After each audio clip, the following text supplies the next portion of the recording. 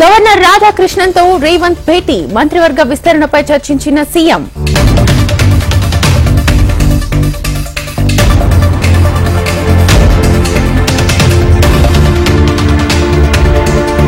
లోక్సభలో నీట్పై చర్చకు పట్టుబట్టిన విపక్షం, చర్చకు అనుమతించకపోవడంతో విపక్ష సభ్యుల వాకౌట్.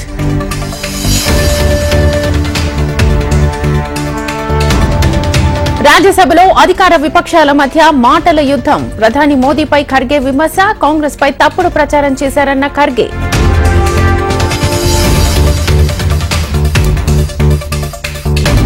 మాజీ సీఎం కేసీఆర్ రిట్ పిటిషన్ కొట్టివేత, ఏజీ వాదనలతో ఏకీభవించిన తెలంగాణ హైకోర్టు.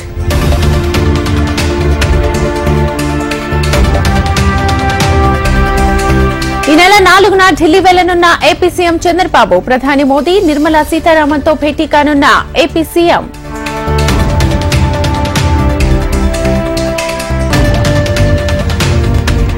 ఏపీలో పెంచిన పెన్షన్లు ప్రారంభించిన చంద్రబాబు, పెనుమాకలో లబ్దిదారులకు నగదు అందజేసిన ఏపీ సీఎం.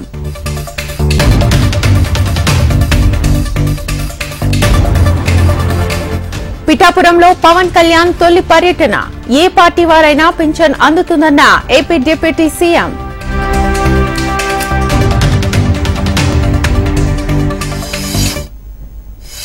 ఓయూలో విద్యార్థుల ఆందోళన, దీక్ష చేస్తోన్న మోతీలాల్ కు మద్దతుగా విద్యార్థుల ర్యాలీ.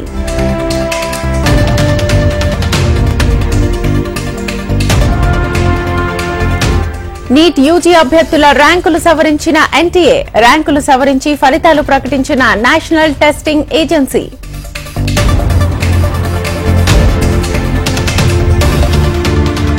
మహారాష్ట్రలోని బాబ్లీ ప్రాజెక్టు గేట్లు ఎత్తివేత, దిగువకు నీటిని విడుదల చేసిన అధికారులు.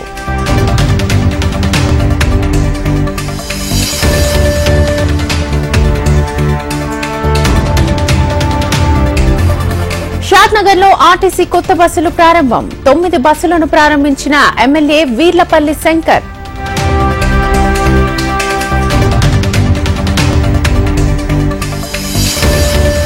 మధ్యప్రదేశ్ లో ఏపీకి చెందిన 3 వీర జవాన్ల మృతి, గన్నవరం ఎయిర్పోర్టుకు చేరిన పార్థివ దేహాలు.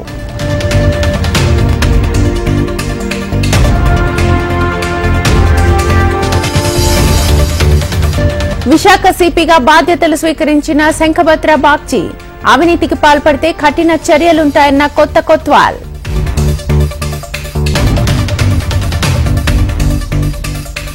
విజయవాడ హైవేపై ఎన్హెచ్ఏఐ టోల్ వసూళ్లు, ఏడాది ముందే వైదొలిగిన జీఎంఆర్ సంస్థ.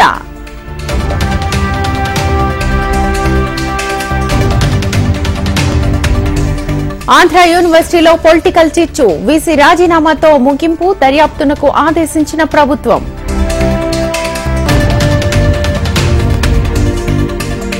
కర్నూలు జిల్లాలో ఆమడగుంట్ల టీడీపీలో భగ్గుమన్న వర్గ విభేదాలు, పింఛన్ల పంపిణీలో ఇరు వర్గాల మధ్య ఘర్షణ, పరస్పరం దాడులు.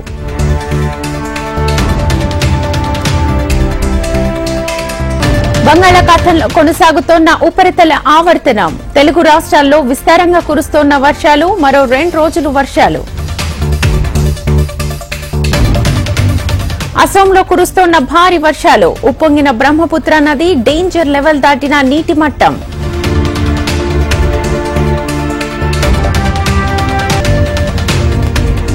ఇండియన్ ఆర్మీ చీఫ్ గా ఉపేంద్ర ద్వివేది, బాధ్యతలు స్వీకరించిన ఆర్మీ చీఫ్.